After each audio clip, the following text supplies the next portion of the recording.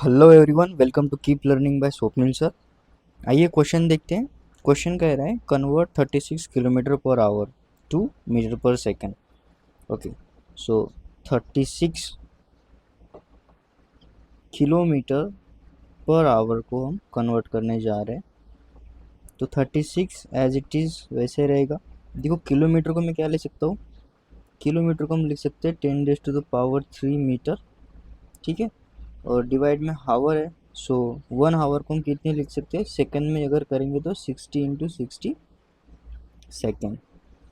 सो इसको कन्वर्ट करो 36 इंटू, यहाँ पे हो जाएगा 1000/60 × 60 मीटर पर सेकंड। यहाँ आ जाएगा 1010 गया, ये ज़ीरो गया, 6 × 1 = 6, 6 × 6 = 36, फिर से 6 × 1 = 6 और ये 6 × 1 = 6, क्या क्या बचा, सिर्फ 10 metre per second square. So option D यहाँ से क्या आएगा, राइट आंसर आएगा।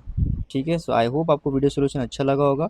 वीडियो सोल्यूशन अच्छा लगा तो चैनल को सब्सक्राइब कर दीजिए, वीडियो को लाइक कर दीजिए। मिलते हैं नेक्स्ट वीडियो सोल्यूशन में। Keep learning with Swapnil sir के साथ।